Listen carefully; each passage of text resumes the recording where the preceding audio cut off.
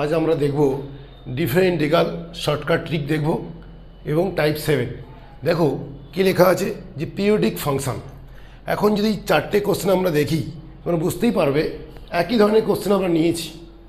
তো তোমরা যদি ভিডিওটা পজ করে সলভ করার চেষ্টা করো, যারা জেনে গেছে তাদের খুব সহজ লাগবে, যারা জানো না তাদের খুব কঠিন লাগবে।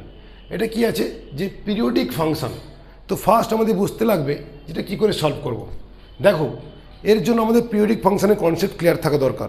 পিরিয়ডিক ফাংশন কী ছিল যে if f x is periodic function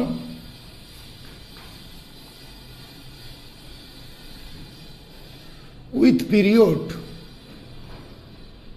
টি, তাহলে এফ এক্স একটা ফাংশন যার পিরিয়ড কিনা টি, তাহলে কখন কেমন হয় যদি f of x plus t equal যদি এফ এক্স হয়ে যায় তখন একে আমরা পিরিয়ডিক ফাংশন বলবো, যার পিরিয়ড কিনা টি হয়ে যাবে।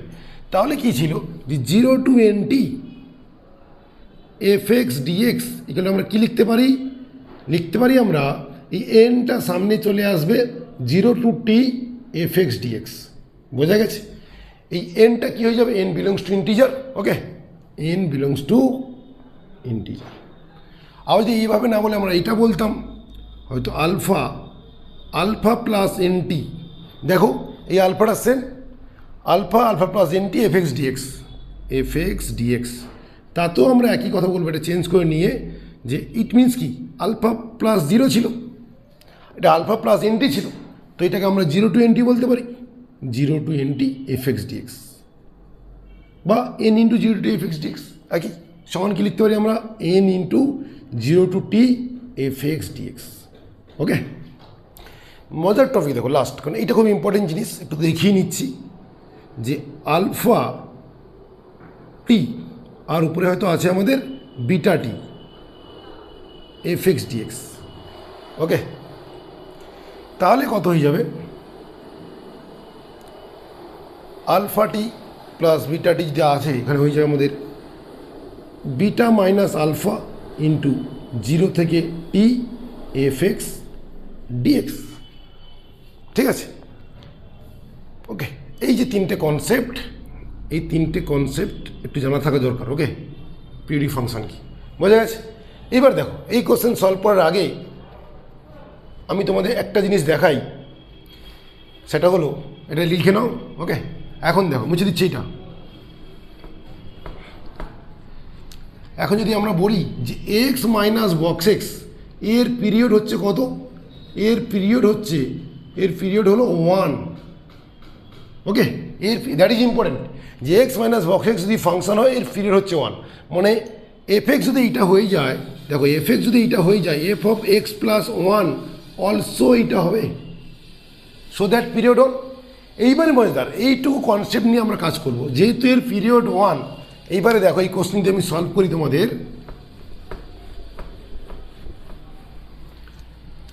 তাহলে 0 to 1 নম্বর কোশ্চেনটা সলভ করছি রাইট হ্যান্ডে, তাহলে আমি কি লিখতে পারি, 4 to the power x by 4 to the power box x ছিল, যা অঙ্ক ছিল আমি তুললাম। এখন আমি বলতে পারি কি না যে 0 to box x equal to 4 to the power x minus box x, ঠিক কিনা? এখন দেখো এই যে এক্স মাইনাস বক্স এক্স এর পিরিয়ড কত আমরা দেখেছি 1, মানে 4 to the power ওর পিরিয়ডও 1, মানে বক্স এক্স ইন্টু যদি 1 করতাম আমরা, তাহলে এই হচ্ছে সেই এন, বক্স এক্স মানে ইন্টিজার, এই হচ্ছে সেই এন আর এইটা হচ্ছে সেই টি। তাহলে বক্স এক্স এনটা সামনে চলে আসে, মানে এখানে বক্স এক্স সামনে আসবে, সামনে এসে কী হবে না 0 to 1 4 to the power x minus box x dx. Okay, এইবারে দেখো 0 to 1 এর মধ্যে বক্স এক্সের ভ্যালু কত, 0। ওকে, তাহলে কি হয়ে গেল যে box x into 0 to 1 4 to the power x dx, কেন এর ভ্যালু তো 0। ব্যাস, তাহলে এখানে কি হয়ে যাবে, তাহলে বক্স এক্স থাকলো আর ইন্টিগ্রেশন কত হয় 4 to the power x by log 4।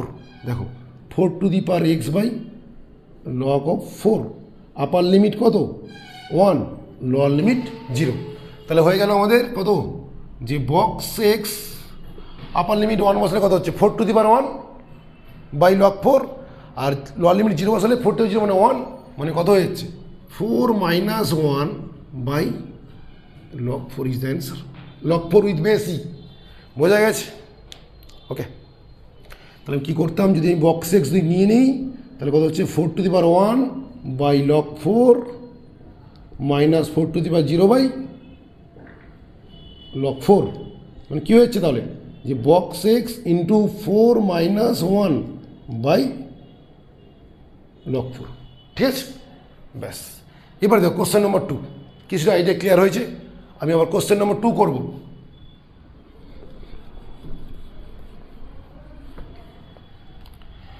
তাহলে কোশ্চেন নম্বর 2 যদি আমরা করি, সেম ছিল 0 টু এইটা, তাহলে কী লিখতে পারি আমরা?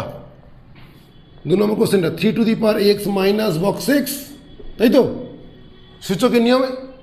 এর পিরিয়ড কত? 1। যেহেতু পিরিয়ড 1, তাহলে বক্স এক্স সামনে যাবে 0 to 1 3⁻x minus box x dx.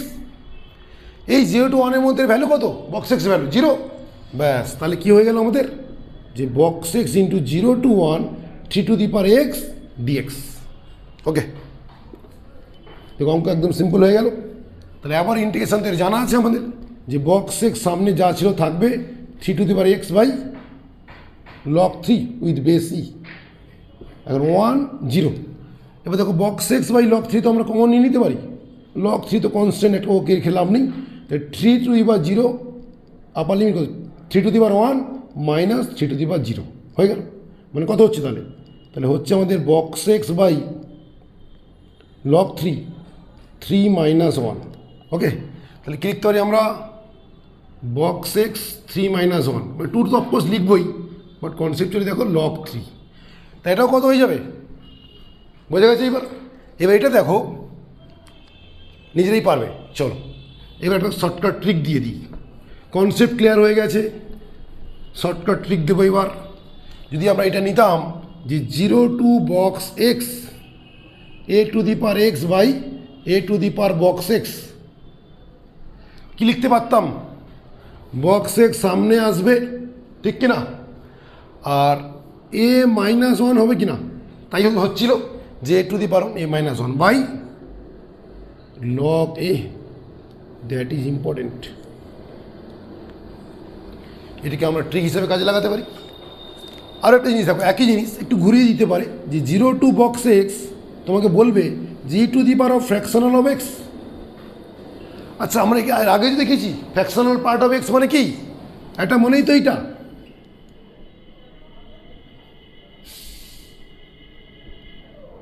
Answer একই হয়ে যাবে। বক্স এক্স কত হয়ে যাবে? e−1 বাই কত হয়ে যাবে? Log e with base. Okay, বা কত হয়ে যাবে? যে বক্স এক্স ইন্টু e−1। ওকে, চলো, আই হোপ কিছুটা কনসেপ্ট ক্লিয়ার হয়েছে তোমাদের। এখন আমরা এমনি সলভও করতে পারবো বা অ্যান্সারও বের করতে পারবো। তাহলে বলো তোমরা, এর অ্যান্সার কত হয়ে যাবে আমাদের কাছে? বক্স এক্স সামনে আসে, এলো e−1 কেন, যেহেতু ই আছে, e−1 বাই ওই অঙ্কটাই লগ ই মানে তো 1, লগ ই মানে তো 1, বা আমি লিখেই যদি লিখি লগ ই উইথ বেস ই মানে 1 সমান কত হয়ে যাচ্ছে? যে বক্স এক্স ইন্টু e−1। এটা দেখো কত হয়ে যাবে তাহলে? বক্স এক্সের জায়গায় কত? 100 আছে, 100 তো ইন্টিজার, তাহলে 100 সামনে এলো, ইন্টু কত হচ্ছে? e−1। That is the answer. Okay, 4টি কোশ্চেন ক্লিয়ার হয়েছে। চলো আর একটা দুটো কোশ্চেন আমরা দেখব। তাহলে কি হলো মেন ইম্পর্টেন্ট জিনিস, যে পিরিয়ডিক ফাংশনের পিরিয়ড হচ্ছে 1। ওকে,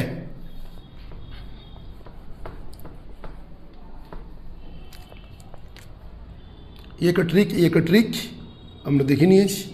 ওকে, চলো 5 নম্বর কোশ্চেন দেখো তোমরা। যদি আমরা এটাও সলভ করতাম, যে যদি বলতো যে 0 to box x minus box x কত হতো? কনসেপ্ট যেহেতু আমাদের ক্লিয়ার আছে, তাহলে দেখো একটা যদি ফাংশন হয়, এটা দিয়ে তো শুরু ছিল আমাদের, এর পিরিয়ড কত? 1। তাহলে এর পিরিয়ড যেহেতু 1, তাহলে কী হবে? সামনে বক্স এক্স নিয়ে চলে এলাম, দিয়ে 0 টু 1 করলাম, দিয়ে এক্স মাইনাস বক্স এক্স করলাম। ঠিক আছে, ঠিক আছে কিনা? এবার দেখো 0 টু 1-এর মধ্যে বক্স এক্সের ভ্যালু কত? 0। তাহলে কী হলো? ম্যাথস ছোটো হয়ে গিয়ে আমাদের কী হলো? যে বক্স এক্স সামনে এলো, 0 টু 1 এক্স ডিএক্স, তাহলে কত হলো?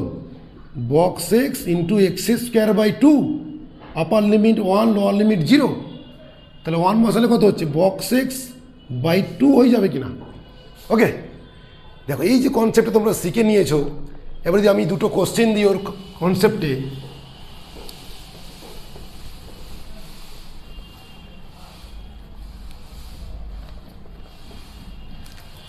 যে question number 6, 0 to 200 fractional of x dx, আগের ক্লাসও করেছিলাম। এটা মানে কত হয়ে যাবে তাহলে, ফ্র্যাকশনাল অফ এক্স মানে এক্স মাইনাস বক্স এক্স, কী ছিল বক্স এক্স বাই 2, বা হয়ে যাবে কত 200/2, বা 100 ইজ দ্য অ্যান্সার। যদি আমি বলতাম যে 0 to 1000 x minus box x whole dx, কত হবে দেখো, box x by 2, box x কত ছিল 1000, তাহলে 1000/2 বা 500। তো এই যে কনসেপ্ট দেখো ডব্লিউবিতে এসেছিলো আমাদের কোশ্চেনটা, যে 0 to 100 E to the power of x minus box x, WB যেই 2017-তে এসেছিলো, তাহলে কি হয়ে যাবে 100 সামনে আসবে ইন্টু ই মাইনাস 1, ডব্লিউবি যেই 2017-এর কোশ্চেন। তো আই হোপ এই টাইপটা খুব বোঝা গেছে। Thank you.